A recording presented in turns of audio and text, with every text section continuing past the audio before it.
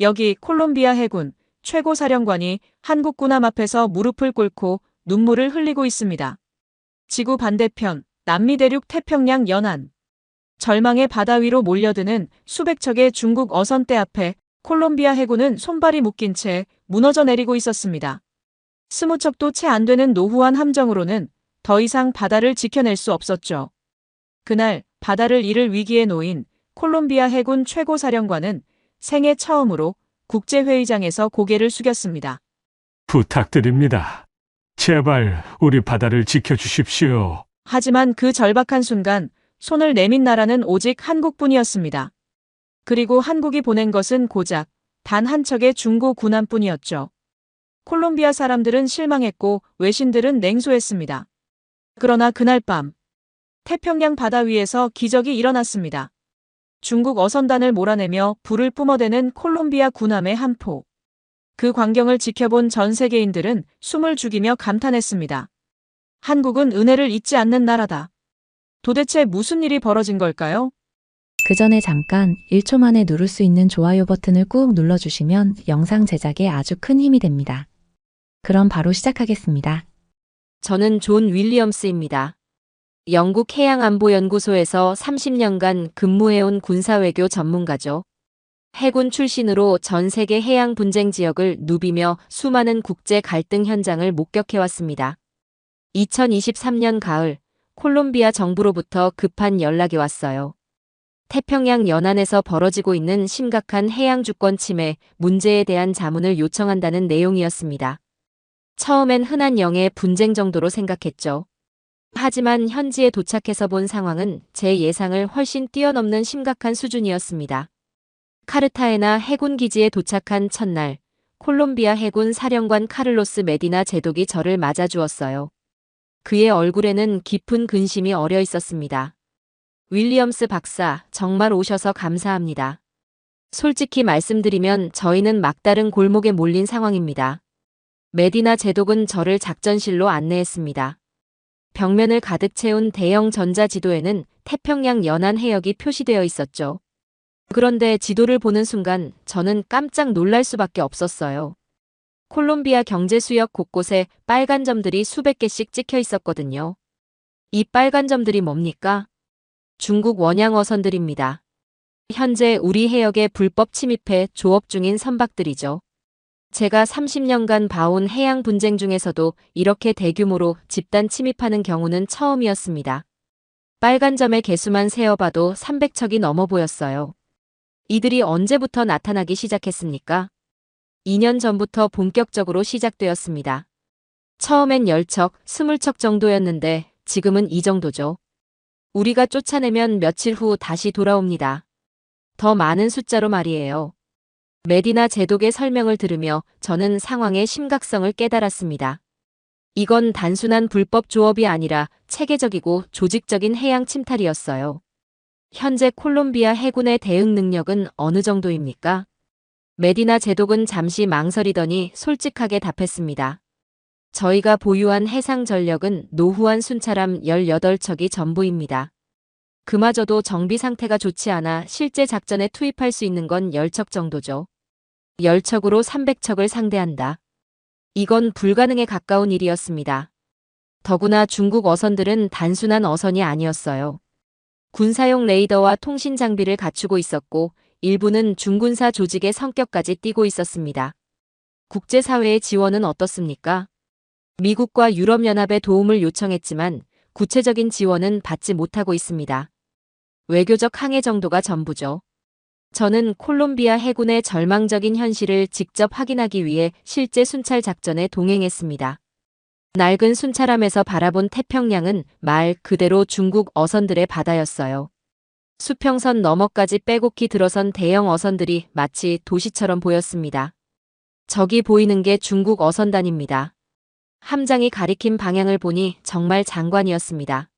수십 척의 거대한 어선들이 일렬로 늘어서서 그물을 펼치고 있었어요. 각 어선의 크기만 해도 콜롬비아 순찰함보다 2배는 커 보였습니다. 경고 방송을 해보겠습니다. 함장이 무선기를 잡고 중국어로 경고 메시지를 보냈습니다. 하지만 중국 어선들은 아무런 반응도 보이지 않았어요.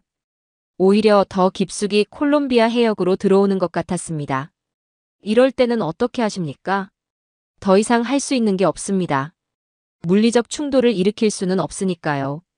그 순간 저는 콜롬비아 해군 장병들의 무력감을 온몸으로 느꼈습니다. 자국의 바다를 지켜야 할 의무가 있지만 현실적으로 불가능한 상황. 이보다 절망적인 일이 있을까요?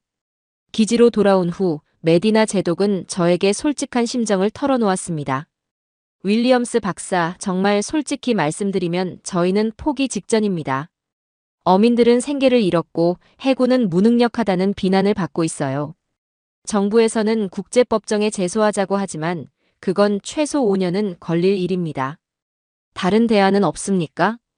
군함을 새로 구입하자는 의견도 나오지만 예산이 없습니다. 선진국의 군사 지원을 요청해도 명확한 답변을 받지 못하고 있고요. 바로 그때였습니다. 예상치 못한 곳에서 희망의 소식이 들려온 건 말이에요. 메디나 제독의 보좌관이 급히 작전실로 뛰어들어왔습니다. 제독님, 긴급 보고 드릴 일이 있습니다. 무슨 일인가? 대한민국 대사관에서 연락이 왔습니다.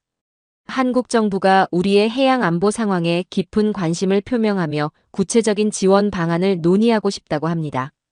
저와 메디나 제독은 서로를 바라보았습니다. 한국이라. 전혀 예상하지 못한 나라였어요. 지구 반대편에 있는 나라가 왜 콜롬비아의 해양 문제에 관심을 가지는 걸까요? 한국이 구체적으로 어떤 지원을 말하는 겁니까? 군함 제공과 기술 지원을 검토 중이라고 합니다. 그 순간 저는 깜짝 놀랐습니다. 군함 제공이라. 이건 보통 일이 아니었어요. 국가 간에 군함을 제공한다는 것은 단순한 원조를 넘어서는 전략적 결정입니다. 한국 대사관에서의 첫 회의는 제 인생에서 가장 인상 깊은 순간 중 하나였습니다. 보고타에 있는 한국 대사관 회의실에는 김태현 대사와 함께 한국 해군 관계자들이 참석했어요. 김태현 대사는 차분하면서도 단호한 어조로 말문을 열었습니다. 콜롬비아의 해양 주권 문제를 면밀히 검토한 결과 한국 정부는 구체적인 지원을 결정했습니다. 메디나 제독과 저는 숨을 죽이고 들었습니다. 도대체 어떤 지원을 말하는 걸까요? 포항급 초계함 2척을 최신 무장으로 개조하여 무상으로 제공하겠습니다. 여기에 장병 교육 훈련, 부품 공급, 유지보수 시스템까지 전면 지원할 예정입니다.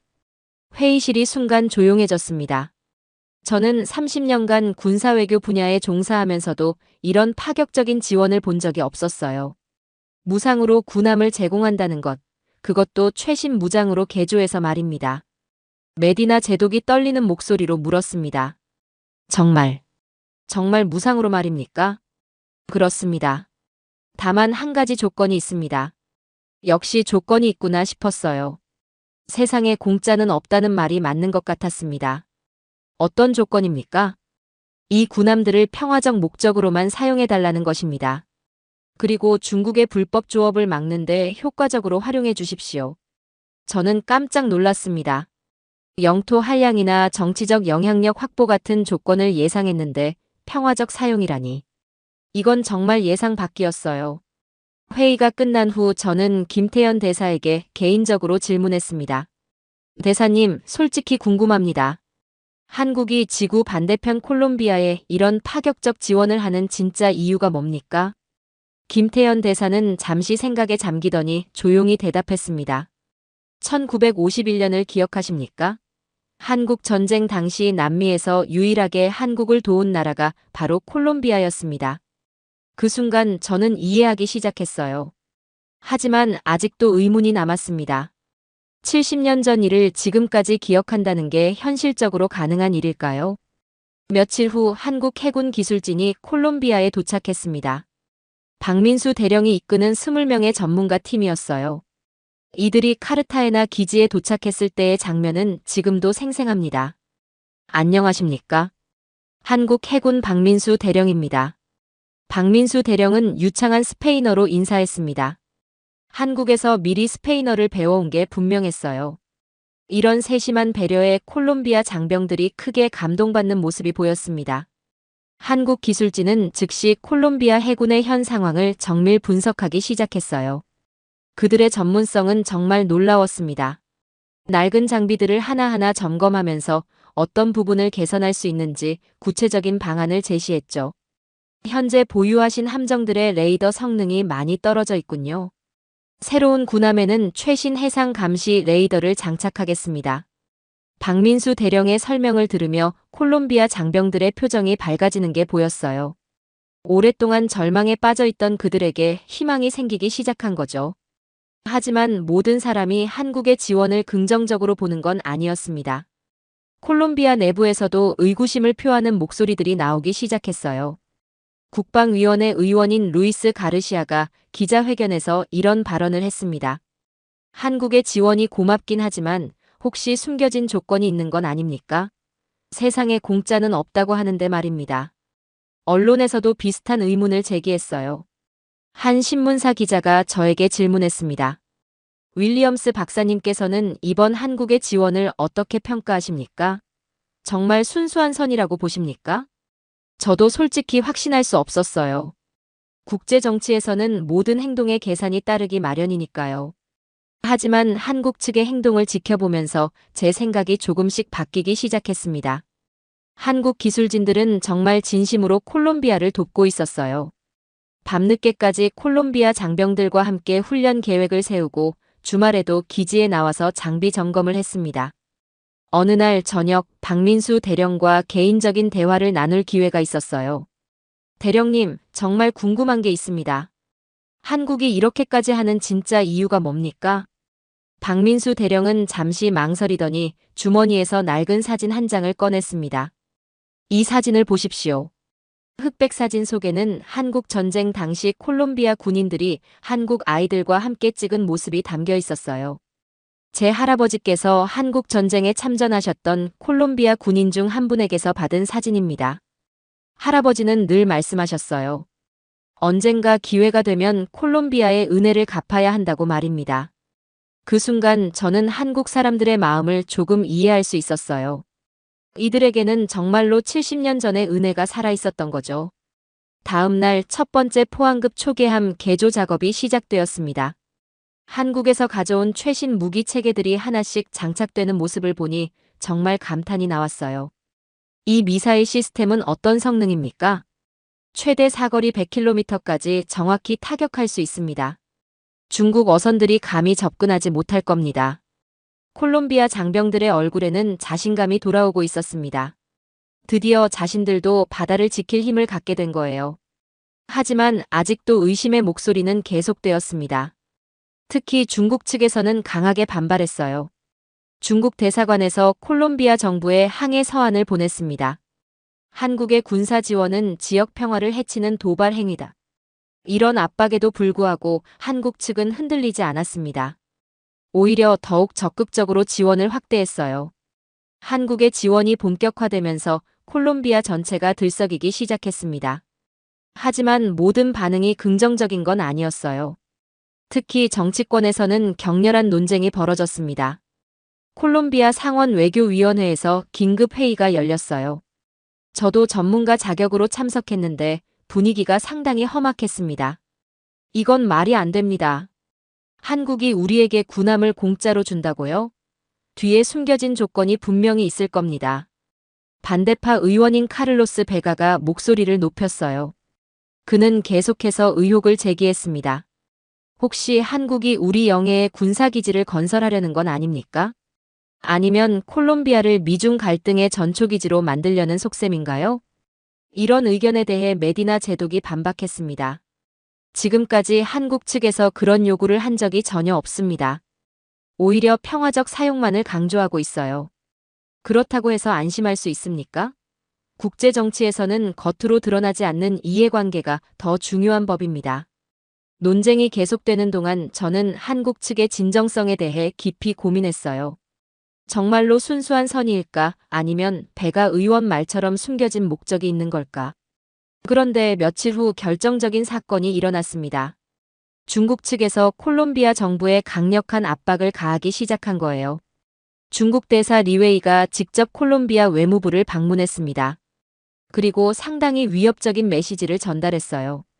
한국의 군사 지원을 받아들인다면 중콜 경제 협력에 심각한 타격이 있을 것입니다. 중국은 콜롬비아의 주요 무역 파트너였어요. 이런 위협은 콜롬비아 정부에 상당한 부담이 되었습니다. 실제로 일부 강요들은 한국의 지원을 거절하자는 의견을 내놓기 시작했어요. 중국과의 경제관계를 위험에 빠뜨릴 수는 없습니다. 한국의 제안을 정중히 거절하는 게 좋겠어요. 경제부 장관이 이런 의견을 표명했을 때 콜롬비아 내부의 갈등은 더욱 심해졌습니다. 바로 그때 한국 측에서 예상치 못한 행동을 보였어요. 김태현 대사가 긴급 기자회견을 열었습니다. 한국의 지원에 대해 여러 의견이 있다는 걸 알고 있습니다. 하지만 한 가지 분명히 말씀드리고 싶은 게 있어요. 김태현 대사는 잠시 숨을 고르더니 감정이 섞인 목소리로 계속했습니다. 1951년 한국 전쟁 당시 콜롬비아는 남미에서 유일하게 한국을 도왔습니다. 2,000명의 젊은이들이 지구 반대편 낯선 땅으로 와서 우리와 함께 싸웠어요. 그중 160명이 목숨을 잃었습니다. 기자회견장이 조용해졌어요. 김태현 대사의 목소리에는 진정성이 느껴졌습니다. 그들이 왜 죽었을까요? 한국과 콜롬비아 사이에 특별한 이해관계가 있었나요? 아닙니다. 순수하게 정의를 위해, 자유를 위해 싸우다가 희생된 거예요. 저는 그 순간 소름이 돋았습니다. 70년 전 콜롬비아 젊은이들의 희생이 이렇게 생생하게 기억되고 있다니. 한국은 그 은혜를 잊지 않았습니다. 이번 지원은 그 보답입니다. 다른 어떤 조건도 숨겨진 목적도 없어요. 기자회견이 끝난 후 콜롬비아 여론이 급격히 바뀌기 시작했어요. 특히 나이든 세대들 사이에서는 한국 전쟁 참전에 대한 자부심이 되살아났습니다. 참전용사 유족회 회장인 마리아 고메스가 신문 인터뷰에서 이렇게 말했어요. 우리 아버지는 한국에서 돌아가셨습니다. 그때는 왜 그렇게 먼 나라까지 가서 싸워야 하는지 이해하지 못했어요. 하지만 지금 한국이 우리를 도우는 걸 보니 아버지의 희생이 헛되지 않았다는 생각이 듭니다. 이런 증언들이 언론에 보도되면서 한국에 대한 인식이 완전히 달라졌어요. 처음에는 의심스러워하던 사람들도 한국의 진정성을 인정하기 시작했습니다. 하지만 여전히 회의적인 목소리도 있었어요. 정치학과 교수인 페드로 산체스가 텔레비전 토론에서 이런 의견을 제시했습니다. 감정적으로는 이해합니다. 하지만 국제 정치는 감정으로 움직이지 않아요. 한국도 결국 자국의 이익을 위해 움직이는 겁니다. 그렇다면 한국이 얻는 이익이 뭡니까? 사회자가 반문했어요. 중국을 견제하는 거죠. 한국은 중국과 경쟁 관계에 있으니까 콜롬비아를 통해 중국의 태평양 진출을 막으려는 겁니다. 이런 분석도 일리가 있었어요. 하지만 저는 한국 기술진들과 함께 지내면서 다른 면을 보게 되었습니다. 어느 날 저녁 박민수 대령과 함께 카르타헤나 항구를 산책했어요. 석양이 지는 바다를 바라보며 그가 조용히 말했습니다. 윌리엄스 박사님, 저희가 정말 계산적으로 움직이는 거라면 왜 이렇게 비효율적으로 할까요? 무슨 뜻입니까?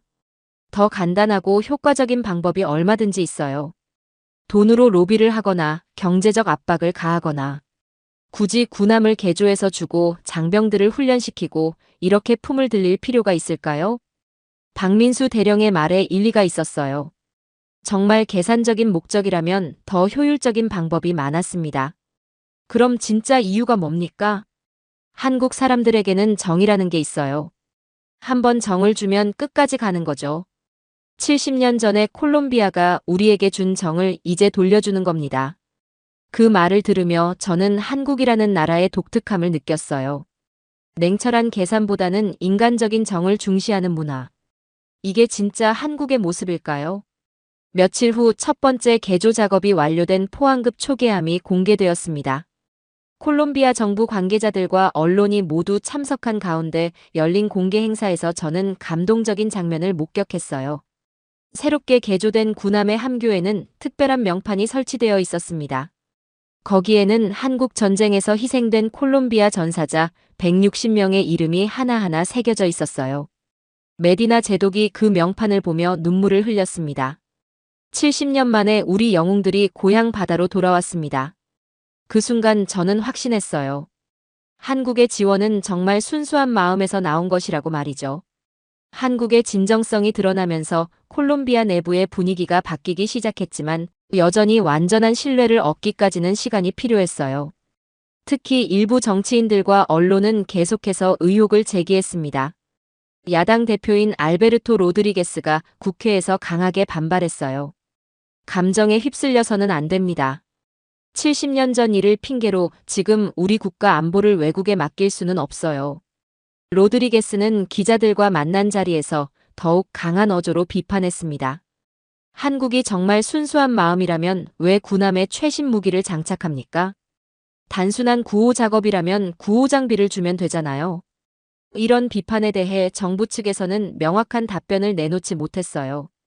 사실 저도 이 부분에 대해서는 의문이 있었습니다. 중국 어선을 막는다고 해서 꼭 군사 무기가 필요한 걸까요? 그런데 며칠 후 상황이 급변했습니다. 중국 측에서 예상보다 훨씬 강한 압박을 가해온 거예요. 중국 외교부에서 공식 성명을 발표했습니다. 한국의 군사 지원은 남미 지역의 평화를 위협하는 위험한 행위다. 중국은 이에 대해 강력히 반대하며 적절한 대응 조치를 검토하고 있다. 더 놀라운 건 중국이 실제 행동에 나섰다는 점이었어요. 콜롬비아와 중국 간의 주요 무역 계약 몇 건이 갑자기 연기되기 시작했습니다. 콜롬비아 최대 커피 수출업체인 카페 콜롬비아노의 사장 호세 바르가스가 정부에 항의했어요. 중국 바이어들이 갑자기 계약을 취소하겠다고 합니다. 이유를 물어보니 정치적 상황 때문이라고 하더군요. 경제적 압박이 현실화되자 콜롬비아 정부 내부에서도 동요가 일기 시작했어요. 경제부 장관이 긴급 회의를 소집했습니다. 이대로 가면 우리 경제에 심각한 타격이 올 겁니다. 중국은 우리 전체 수출의 15%를 차지하는 주요 파트너예요. 재정부 장관도 우려를 표명했습니다. 중국 투자 자금까지 끊기면 내년 예산 편성에 큰 구멍이 날 겁니다. 압박은 여기서 끝나지 않았어요. 중국계 언론들이 콜롬비아 내에서 대대적인 여론전을 펼치기 시작했습니다. 한국의 군사 지원으로 콜롬비아가 미중 갈등의 희생양이 되고 있다. 평화로운 남미의 군사적 긴장을 조성하는 한국의 숨겨진 의도. 이런 기사들이 연일 쏟아져 나왔어요. 심지어 일부 콜롬비아 언론도 이런 논조에 동조하기 시작했습니다. 정말 큰 위기였어요. 콜롬비아 정부가 중국의 압박에 굴복해서 한국의 지원을 거절할 가능성이 높아졌습니다. 바로 그때 한국 측에서 놀라운 결정을 내렸어요. 김태현 대사가 메디나 제독을 만나서 이렇게 말했습니다. 콜롬비아가 경제적 어려움을 겪는다면 우리가 도울 수 있습니다. 무슨 말씀입니까? 한국 기업들의 콜롬비아 투자를 확대하겠습니다. 중국이 취소한 계약들을 우리가 대신 맡을 수도 있어요. 이건 정말 예상치 못한 제안이었어요. 군사 지원에 더해 경제 지원까지 약속한다니. 한국이 정말 진심이라는 게 느껴졌습니다. 하지만 여전히 의심스러워하는 사람들이 있었어요. 특히 좌파 성향의 정치인들은 한국을 미국의 앞잡이로 보는 시각이 강했습니다. 사회당 대표인 루시아 헤르난데스가 공개적으로 반대 입장을 밝혔어요. 한국은 미국의 동맹국입니다. 결국 미국의 대중국 전략에 콜롬비아를 끌어들이려는 거예요. 그렇다면 콜롬비아는 어떻게 해야 합니까? 중국 어선들이 우리 바다를 마음대로 헤집고 다니는데 가만히 있자는 겁니까? 정부 대변인이 반박했지만 헤르난데스는 물러서지 않았어요. 외교적 해결책을 찾아야 합니다. 군사적 대응은 더 큰 갈등만 부를 뿐이에요. 이런 논쟁이 벌어지는 동안 저는 한국 기술진들의 행동을 유심히 관찰했어요. 정말 이들이 숨겨진 목적을 가지고 있는 건지 확인하고 싶었거든요. 박민수 대령과 그의 팀은 콜롬비아 장병들과 함께 하루 15시간씩 작업했어요. 주말도 없이 군함 개조 작업에 매달렸습니다. 이런 헌신적인 모습을 보면서 저는 점점 확신하게 되었어요. 어느 날 밤 박민수 대령이 혼자 함교에서 작업하고 있는 모습을 봤습니다. 저는 조용히 다가가서 물었어요. 대령님, 혹시 힘드시면 내일 하셔도 됩니다. 괜찮습니다. 빨리 완성해야 콜롬비아 분들이 바다를 지킬 수 있으니까요. 그의 얼굴에는 진정한 사명감이 느껴졌어요. 이건 연기할 수 있는 게 아니었습니다. 대령님, 정말 궁금한 게 있어요. 한국에서는 이 일을 왜 이렇게 중요하게 생각합니까? 박민수 대령은 잠시 손을 멈추고 저를 바라봤어요. 윌리엄스 박사님, 한국 사람들은 배은 망덕을 가장 싫어해요. 도움을 받고도 잊어버리는 걸 말이죠. 그럼 반대로 은혜를 기억하는 건 어떻게 생각하십니까? 당연한 일이죠. 콜롬비아가 70년 전에 우리를 도왔는데 지금 콜롬비아가 어려우면 우리가 도와야 하는 거 아닙니까? 박민수 대령의 말은 단순했지만 진심이 느껴졌어요. 복잡한 국제정치 논리가 아니라 인간적인 도리에서 나온 행동이었습니다. 며칠 후 결정적인 사건이 일어났어요. 콜롬비아 국회에서 한국 지원 수용에 대한 표결이 열렸습니다. 찬성 65표, 반대 34표, 기권 1표로 가까스로 통과되었어요. 표결 결과가 발표되자 한국 측에서는 조용한 감사 인사만 전했습니다. 큰 환호나 과시 같은 건 전혀 없었어요. 오히려 더욱 겸손한 자세로 일에 임했습니다. 반대했던 사람들 중 일부도 한국 측의 진정성을 인정하기 시작했어요. 특히 로드리게스 야당 대표가 입장을 바꾼 게 화제였습니다. 처음에는 의심했지만 한국 분들의 행동을 보니 정말 순수한 마음에서 도우려는 것 같습니다. 하지만 아직 가장 중요한 시험이 남아 있었어요. 과연 한국이 제공한 군함이 실제로 중국 어선들을 막을 수 있을 것인가? 그리고 그 과정에서 더 큰 갈등이 벌어지지는 않을까? 한국의 지원이 공식적으로 결정된 후 본격적인 군함 개조 작업과 훈련이 시작되었습니다. 저는 이 모든 과정을 가까이서 지켜볼 수 있는 특권을 얻었어요. 30년간 군사 분야에 종사하면서도 이렇게 체계적이고 전문적인 작업을 본 적은 없었습니다. 한국에서 추가로 도착한 기술진은 총 10명이었어요. 각 분야별 최고 전문가들로 구성된 팀이었습니다. 레이더 전문가, 무기 체계 전문가, 항해 시스템 전문가까지. 이들의 전문성은 정말 놀라웠어요. 포항급 초계함 개조 작업 현장은 마치 첨단 공장 같았습니다. 한국에서 가져온 최신 장비들이 하나씩 설치되는 모습을 보니 감탄이 절로 나왔어요. 이 레이더는 200km까지 탐지가 가능합니다. 중국 어선들의 움직임을 실시간으로 추적할 수 있어요. 기술 책임자인 이준호 중령의 설명을 들으며 콜롬비아 장병들의 눈이 반짝였습니다. 지금까지 20km도 제대로 탐지하지 못했는데 200km라니. 정말 이 정도 성능이 나옵니까? 콜롬비아 해군 기술 장교인 카를로스 모레노 소령이 의심스러운 표정으로 물었어요. 직접 확인해 보시죠. 이준호 중령이 레이더를 가동했습니다. 화면에는 주변 200km 내의 모든 선박들이 선명하게 표시되었어요. 심지어 선박의 크기와 속도까지 정확히 나타났습니다. 이게 정말 가능한 일입니까? 모레노 소령이 놀라며 화면을 바라봤어요.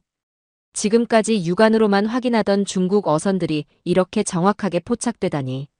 무기 시스템 설치도 인상적이었어요. 한국에서 개발한 최신 해상 대함 미사일이 장착되는 과정을 지켜보니 정말 정밀했습니다. 이 미사일의 사거리는 얼마나 됩니까? 100km입니다. 정확도는 99%예요. 99%라고요? 네, 실제 훈련에서 100발 중 99발이 정확히 명중했습니다. 콜롬비아 장병들이 감탄사를 연발했어요. 지금까지 사용하던 무기와는 차원이 다른 성능이었습니다. 하지만 아무리 좋은 장비라도 사람이 제대로 다룰 수 없으면 소용없죠. 한국 측은 이 부분에 특히 신경을 썼어요. 장비만 주고 끝내는 게 아닙니다. 완벽하게 운용할 수 있을 때까지 훈련시켜 드릴 거예요. 박민수 대령의 말처럼 훈련은 정말 철저했습니다. 하루 12시간씩 주 7일 내내 진행되었어요. 처음에는 기본적인 장비 조작법부터 시작했습니다. 콜롬비아 장병들이 새로운 시스템에 익숙해질 때까지 한국 교관들이 끈기 있게 가르쳤어요. 레이더 화면에서 이 신호가 나타나면 어떻게 해야 합니까? 즉시 함장에게 보고하고 추적 모드로 전환합니다. 좋습니다. 그럼 이번에는 직접 해보세요. 한국 교관들의 교육 방식은 체계적이면서도 인내심이 넘쳤어요. 콜롬비아 장병들이 실수해도 화내지 않고 계속 반복해서 가르쳤습니다.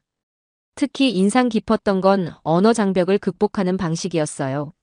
한국 교관들은 모두 스페인어를 배워왔지만 기술적인 용어를 설명하기에는 한계가 있었습니다. 그래서 이들이 고안한 방법이 정말 창의적이었어요. 그림과 도표, 실제 시연을 통해 복잡한 기술을 쉽게 이해할 수 있도록 했습니다. 언어가 달라도 마음은 통한다는 말이 실감났어요. 한국 교관들과 콜롬비아 장병들 사이에는 진정한 동지애가 형성되고 있었습니다. 몇 주 후 첫 번째 해상훈련이 실시되었어요. 개조된 포항급 초계함이 처음으로 바다에 나선 순간이었습니다. 모든 시스템 정상입니다. 레이더 가동 완료. 무기 시스템 준비 완료. 각 부서에서 차례로 보고가 올라왔어요.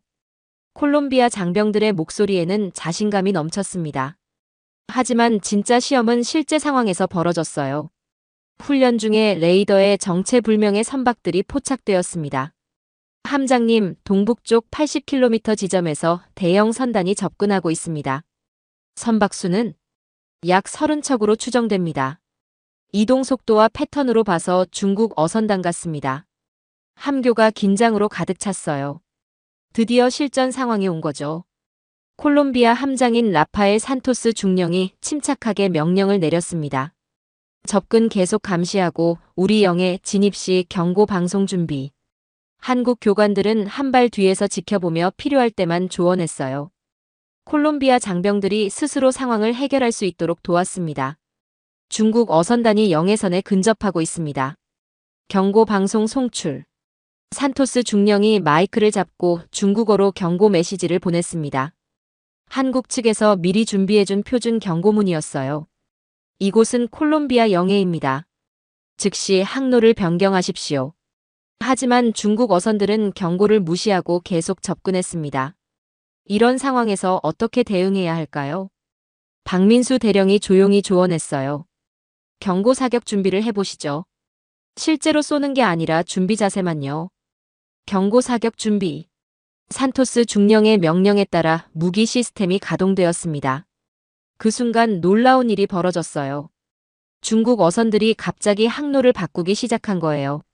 레이더에서 포착된 강력한 무기 신호를 감지한 것 같았습니다. 어선단이 후퇴하고 있습니다. 정말입니까? 네, 모든 선박이 영해 밖으로 이동 중입니다. 함교 안이 환호성으로 가득 찼어요. 실제 무력을 사용하지 않고도 중국 어선들을 물러나게 만든 거죠. 이게 정말 가능한 일입니까? 산토스 중령이 믿기지 않는다는 표정으로 물었어요. 강력한 무기가 있다는 걸 보여주는 것만으로도 충분한 억제 효과가 있습니다. 박민수 대령의 설명을 들으며 저는 한국 전략의 지혜를 느꼈어요. 실제 충돌 없이도 목적을 달성할 수 있는 방법이었습니다. 그날 저녁 기지로 돌아온 후 콜롬비아 장병들의 분위기는 완전히 달라져 있었어요. 오랫동안 잃어버렸던 자신감을 되찾은 거죠. 드디어 우리도 바다를 지킬 수 있게 되었습니다. 젊은 부사관이 감격해하며 말했어요. 다른 장병들도 모두 같은 마음이었습니다. 하지만 저는 알고 있었어요. 진짜 시험은 이제부터 시작이라는 걸 말이죠. 중국 측이 이대로 물러설 리가 없었습니다. 한국의 훈련 프로그램이 성과를 보이기 시작하자 중국 측의 반응은 예상보다 훨씬 강했습니다. 그들은 단순히 물러서지 않았어요. 오히려 더욱 조직적이고 공격적인 전술을 사용하기 시작했습니다. 며칠 후 레이더에 포착된 중국 어선단의 규모는 이전과 차원이 달랐어요. 무려 200척이 넘는 대규모 선단이 콜롬비아 해역으로 몰려오고 있었습니다. 이건 지금까지와는 완전히 다른 양상입니다. 메디나 제독이 긴급 상황실에서 보고받은 내용은 충격적이었어요. 중국 어선들이 단순한 조업이 아니라 체계적인 해상 봉쇄 전술을 구사하고 있었습니다. 어선들이 일정한 간격을 유지하며 우리 해역을 포위하고 있습니다. 이건 명백히 군사적 행동이에요. 정보 담당 장교의 분석이었어요. 중국은 콜롬비아가 새로운 무기를 얻었다는 사실에 위기감을 느끼고 있었습니다. 더 심각한 건 중국 해안경비대 함정들도 함께 나타났다는 점이었어요. 이들은 어선들을 보호한다는 명목으로 무장한 상태였습니다. 이제 단순한 불법 조업 문제가 아닙니다. 사실상 군사적 대치 상황이에요. 저는 상황의 심각성을 깨달았습니다. 한국의 지원으로 힘을 얻은 콜롬비아와 이에 맞서는 중국. 자칫하면 큰 충돌로 번질 수 있는 상황이었어요. 박민수 대령은 침착했지만 긴장한 기색이 역력했습니다. 예상했던 상황입니다. 중국이 이렇게 나올 줄 알았어요. 대령님, 이런 상황에서는 어떻게 대응해야 합니까? 산토스 중령이 걱정스런 표정으로 물었어요. 아무리 새로운 무기가 있다고 해도 200척 대 2척은 너무 불리했습니다. 절대 먼저 공격해서는 안 됩니다. 우리는 방어하는 입장이니까 도덕적 우위를 유지해야 해요. 박민수 대령의 조언은 지혜로웠어요. 국제법상 영해를 침범당한 콜롬비아가 정당한 방어권을 행사하는 것이지 침략 행위가 아니라는 점을 분명히 해야 했습니다. 첫 번째 대치 상황은 다음 날 아침에 벌어졌어요. 중국 어선단이 본격적으로 콜롬비아 영해에 진입하기 시작한 거죠. 개조된 포항급 초계함 2척이 출동했습니다. 함교에는 긴장감이 가득했어요. 이번에는 훈련이 아니라 진짜 실전이었습니다. 중국 어선 50척이 영해선을 돌파했습니다. 전체 어선단 규모는 180척으로 추정됩니다. 그리고 레이더 담당 장교가 잠시 말을 멈췄어요. 그리고 뭡니까? 중국 해안경비대 함정 3척도 함께 접근 중입니다. 함교 안이 조용해졌어요. 이제 정말 심각한 상황이 된 거죠. 상대방도 무장한 군함을 동원했습니다. 산토스 중령이 침착하게 명령을 내렸어요. 1차 경고방송 송출. 국제법에 따른 정당한 경고입니다. 이곳은 콜롬비아 공화국 영해입니다. 모든 외국 선박은 즉시 영해 밖으로 이동하십시오. 경고 방송이 송출되었지만 중국 어선들은 계속 전진했어요. 오히려 더 빠른 속도로 영해에 깊숙이 침입하고 있었습니다. 2차 경고 방송 준비. 이번에는 더 강한 어조로 경고했습니다. 귀 선박들의 영해 침범은 국제법 위반입니다. 즉시 철수하지 않으면 강제 조치를 취하겠습니다. 하지만 중국 측의 반응은 예상 밖이었어요. 중국 해안경비대 함정에서 역으로 경고 방송을 보내온 거죠. 이곳은 국제공해입니다. 콜롬비아 함정의 위협적 행동을 즉시 중단하십시오. 완전히 뻔뻔한 주장이었어요. 명백한 콜롬비아 영해에서 국제공해라고 우기다니. 함장님 어떻게 하시겠습니까? 부함장이 긴장한 목소리로 물었어요. 이런 상황에서 잘못 대응하면 국제적 사건으로 번질 수 있었습니다. 박민수 대령이 조용히 조언했어요. 경고 사격을 해보시죠. 다만 절대 상대방을 향해서는 안 됩니다. 진로 앞쪽 바다에만 쏘세요. 산토스 중령이 고개를 끄덕였어요. 경고 사격 준비. 목표는 중국 어선단 진로 전방 500m 지점. 경고 사격 준비 완료. 사격. 포항급 초계함의 한 포가 불을 뿜었습니다. 물기둥이 중국 어선단 앞쪽에서 솟아올랐어요. 그 순간 놀라운 일이 벌어졌습니다. 중국 어선들이 일제히 속도를 줄이기 시작한 거예요. 한국제 무기의 정확성에 놀란 것 같았습니다. 하지만 기쁨도 잠시 중국 해안경비대 함정들이 대응 행동에 나섰어요. 중국 함정들이 우리를 향해 접근하고 있습니다. 거리는 20km 계속 접근 중입니다. 이제 정말 위험한 상황이 되었어요. 양쪽 모두 무장한 함정들이 대치하는 상황. 자칫하면 실제 교전으로 번질 수 있었습니다. 박 대령님, 이런 상황에서는 어떻게 해야 합니까? 산토스 중령이 급히 물었어요. 한국 측의 경험이 절실했습니다. 절대 당황하면 안 됩니다. 우리는 자국 영해에서 정당한 권리를 행사하는 거예요. 상대방이 먼저 공격하지 않는 이상 방어 태세만 유지하세요. 박민수 대령의 조언대로 콜롬비아 함정들은 방어 대형을 유지했습니다. 무기는 준비했지만 먼저 공격하지는 않았어요.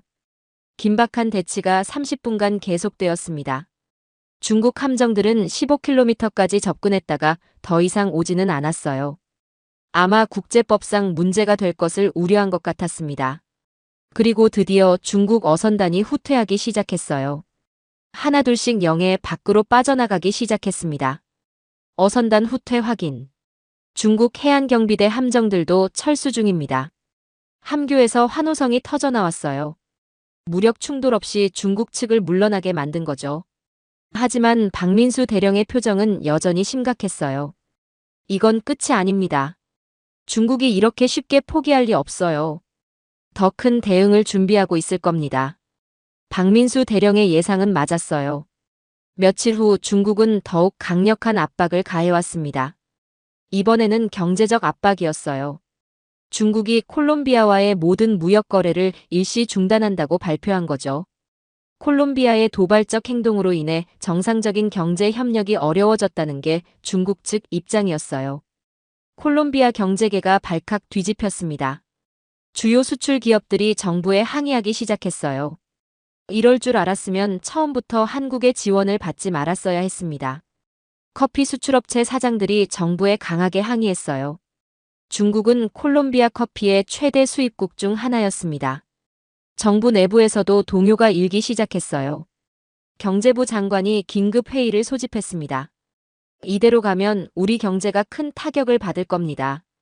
한국 지원을 재검토해야 하는 게 아닙니까? 하지만 국방부 장관은 반대 의견을 표명했어요.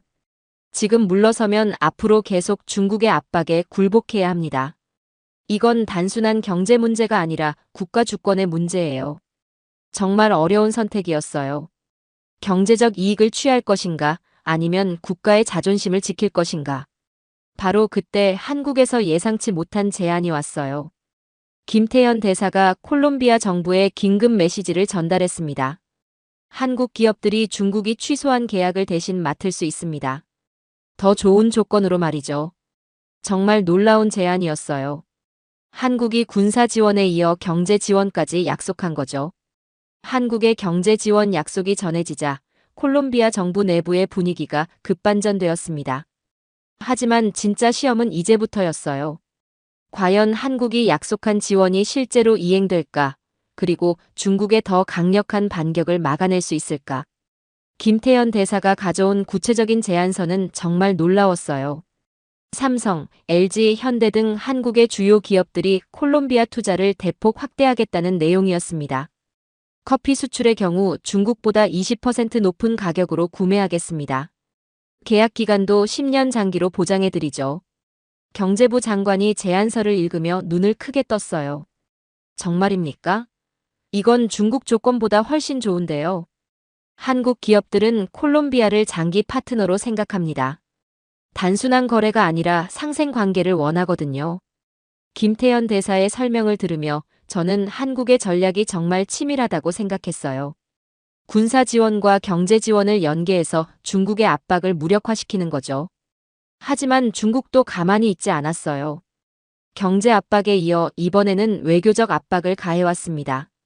중국 외교부에서 남미 각국에 공식 서한을 보냈어요. 내용은 한국의 군사 지원이 남미 지역 평화를 위협한다는 것이었습니다. 콜롬비아의 군사력 증강은 남미 전체의 군비 경쟁을 촉발할 위험이 있다. 브라질과 베네수엘라, 에콰도르 등 주변국들이 중국의 주장에 동조하기 시작했어요. 특히 베네수엘라는 강하게 반발했습니다. 콜롬비아가 외부 세력의 군사 지원을 받는 것은 지역 안정을 해치는 행위다. 베네수엘라 외무장관의 성명이었어요. 이들은 중국과 가까운 관계를 유지하고 있었기 때문에 한국의 지원을 견제하려 했습니다. 국제적 압박이 거세지자 콜롬비아 내부에서도 다시 반대 목소리가 나오기 시작했어요. 우리가 주변국들과 외교적 마찰을 빚으면서까지 한국의 지원을 받을 필요가 있을까요? 외교부 일부에서 이런 우려를 표명했습니다.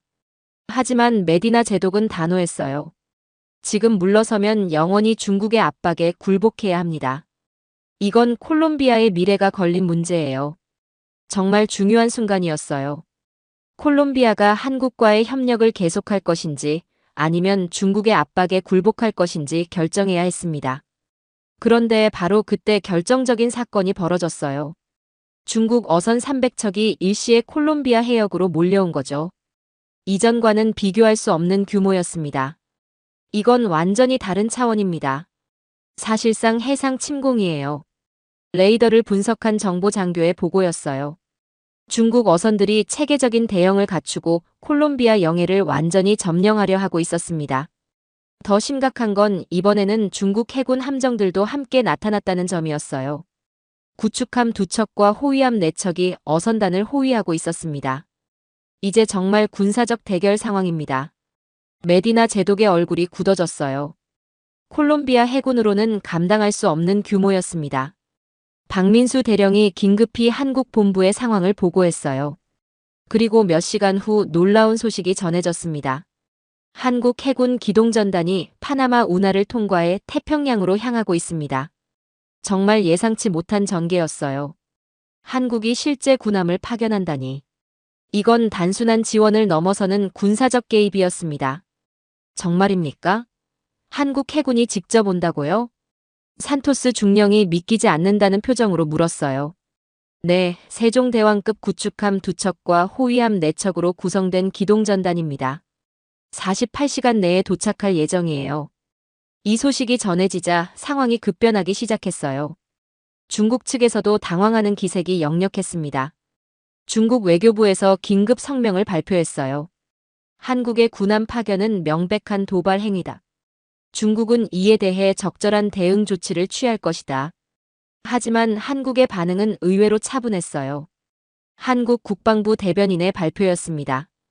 우리는 우방국의 요청에 따라 합법적인 지원 작전을 수행하는 것입니다. 어떤 도발적 의도도 없습니다. 국제사회의 관심이 급격히 높아졌어요.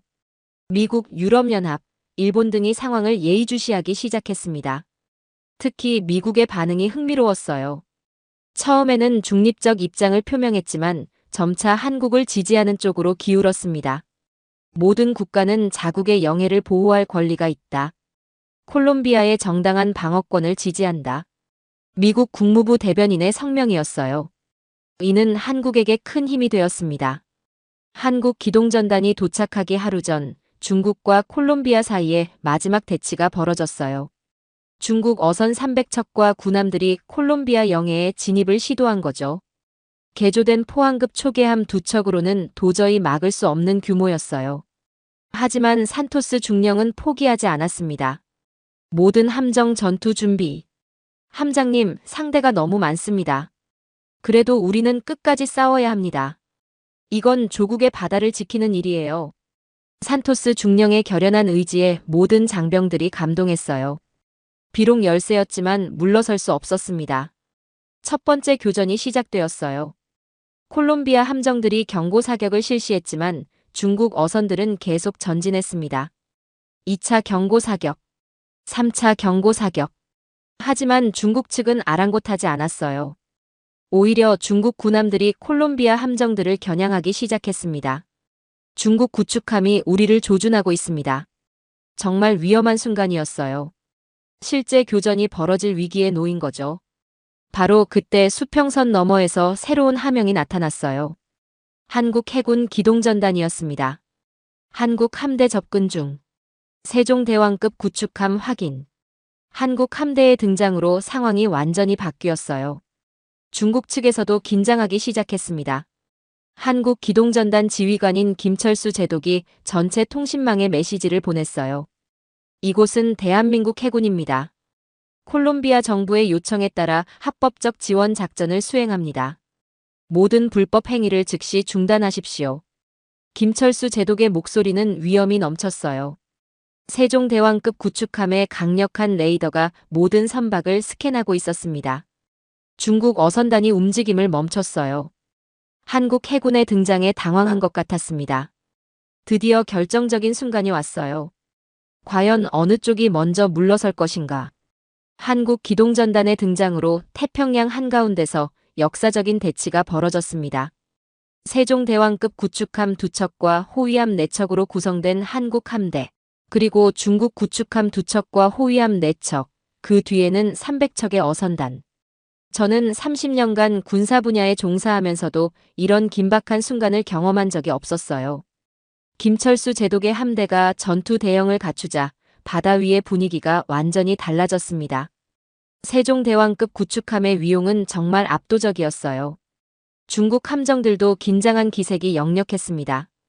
중국 함대에 최종 경고를 송신하겠습니다. 김철수 제독이 침착하게 명령을 내렸어요. 그의 목소리에는 흔들림이 없었습니다. 이곳은 콜롬비아 공화국 영해입니다. 모든 외국 선박은 즉시 영해 밖으로 이동하십시오. 이는 국제법에 따른 정당한 요구입니다. 경고 메시지가 송신된 후 10분간 정적이 흘렸어요. 양쪽 함대가 서로를 겨누며 긴장감이 극도로 고조되었습니다. 그런데 놀라운 일이 벌어졌어요. 중국 어선단이 하나둘씩 후퇴하기 시작한 거죠. 처음에는 몇 척만 움직이더니 곧 전체 어선단이 일제히 방향을 바꿨습니다. 중국 어선단 후퇴 확인. 콜롬비아 함정에서 환호성이 터져 나왔어요. 하지만 중국 군함들은 아직 자리를 지키고 있었습니다. 김철수 제독이 중국 함대 지휘관에게 직접 통신을 시도했어요. 중국 해군 지휘관께 말씀드립니다. 어선들은 이미 철수했습니다. 군함들도 평화적으로 철수해 주시기 바랍니다. 중국 함대 지휘관의 답변이 왔어요. 우리는 공해상에서 정당한 항해를 하고 있다. 한국 함대의 위협적 행동을 규탄한다. 아직도 억지를 부리고 있었지만 목소리에는 자신감이 없어 보였어요. 김철수 제독이 다시 메시지를 보냈습니다. 우리는 어떤 위협도 가하지 않았습니다. 다만 우방국의 영해 보호를 지원하고 있을 뿐입니다. 평화적 해결을 원합니다. 한국 측의 차분하면서도 단호한 태도에 중국 측도 서서히 물러서기 시작했어요. 30분 후 중국 군함들도 하나씩 철수하기 시작했습니다. 중국 함대 완전 철수 확인. 그 순간 콜롬비아 해역에 평화가 찾아왔어요. 몇 달간 계속된 갈등이 드디어 끝난 거죠. 김철수 제독이 콜롬비아 함대에 축하 메시지를 보냈어요. 콜롬비아 해군의 용감한 대응에 경의를 표합니다. 여러분들이 조국의 바다를 지켜냈습니다. 산토스 중령이 감격해하며 답신했습니다. 한국 해군의 지원이 없었다면 불가능한 일이었습니다. 70년 전 우리가 한국을 도왔듯이 이제 한국이 우리를 구해주었습니다. 기지로 돌아온 후 열린 환영 행사는 정말 감동적이었어요. 콜롬비아 국민들이 거리로 나와서 한국 해군을 환영했습니다. 한국, 고마워요. 스페인어로 쓰인 환영 현수막들이 곳곳에 걸려 있었어요. 특히 인상 깊었던 건 한 할머니가 들고 있던 피켓이었습니다. 우리 아들이 70년 전 한국에서 싸웠습니다. 한국이 그 은혜를 기억해줘서 감사합니다. 그 할머니는 한국 전쟁 참전 용사의 어머니였어요. 눈물을 흘리며 한국 장병들을 바라보는 모습에 저도 모르게 눈시울이 뜨거워졌습니다. 메디나 제독이 공식 기자회견에서 이렇게 말했어요. 오늘 우리가 목격한 것은 단순한 군사작전이 아닙니다. 진정한 우정이 무엇인지 보여준 역사적 순간이었어요. 김철수 제독도 소감을 밝혔습니다. 한국은 은혜를 잊지 않는 나라입니다. 70년 전 콜롬비아가 우리를 도왔을 때의 그 마음을 우리도 똑같이 느끼고 있어요. 이 사건은 전 세계 언론의 주목을 받았습니다. 특히 한국의 의리 외교가 화제가 되었어요. 미국 CNN에서는 이렇게 보도했습니다. 한국이 보여준 것은 21세기 새로운 외교 모델이다. 경제적 이익이나 정치적 계산이 아닌 인간적 신의에 바탕한 진정한 동맹 관계. 영국 BBC도 비슷한 논조였어요. 70년 전의 은혜를 잊지 않고 실제 행동으로 보답한 한국. 이것이야말로 진정한 국격이다. 심지어 중국 언론들도 한국의 행동을 인정하지 않을 수 없었어요. 물론 비판적 논조였지만 한국의 일관성만큼은 인정했습니다. 가장 놀라운 건 이 사건 이후 전 세계 여러 나라에서 한국의 협력을 요청하기 시작했다는 점이었어요. 아프리카 가나에서는 해적 퇴치 지원을 요청했고 동남아 필리핀에서는 해양 순찰 협력을 제안했어요. 모두 한국의 의리를 믿고 찾아온 것들이었습니다. 콜롬비아에서도 변화가 일어났어요. 한국에 대한 관심이 폭발적으로 증가했습니다. 한국어를 배우려는 사람들이 늘어났고 한국 문화에 대한 관심도 높아졌어요. 특히 젊은 세대들 사이에서는 한국을 롤모델로 여기는 분위기가 확산되었습니다. 한국처럼 성장하고 싶다. 한국처럼 의리 있는 나라가 되고 싶다. 대학생 마리아 곤살레스의 말이었어요. 이런 반응이 콜롬비아 전체에 퍼져나갔습니다. 몇 달 후 저는 이 모든 과정을 정리하며 보고서를 작성했어요. 결론은 명확했습니다. 한국이 보여준 것은 21세기 국제관계의 새로운 모델이었어요. 단순한 경제적 이익이나 정치적 계산을 넘어선 인간적 신의에 바탕한 진정한 외교였습니다.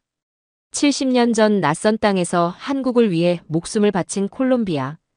젊은이들의 희생이 헛되지 않았다는 것을 한국이 증명해 보인 거죠. 저는 이 경험을 통해 확신하게 되었어요. 한국은 정말 특별한 나라라는 것을. 경제 성장이나 기술 발전을 넘어서 인간적 품격을 갖춘 진정한 선진국이라는 것을 말이죠. 지금도 콜롬비아 해역에서는 한국이 지원한 포항급 초계함들이 평화를 지키고 있습니다.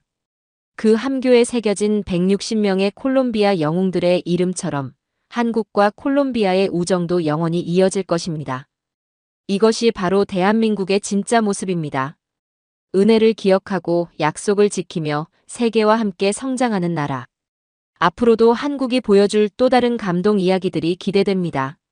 오늘의 사연은 여기까지입니다. 구독과 좋아요는 영상 제작에 아주 큰 힘이 됩니다. 지금까지 감동테라스 저는 소희였습니다. 오늘도 우리 구독자님들의 가정에 따뜻한 행복이 가득하시길 진심으로 바라겠습니다. 긴 영상 끝까지 시청해주셔서 정말 감사합니다. 내일 더 좋은 이야기로 찾아뵙겠습니다. 감사합니다.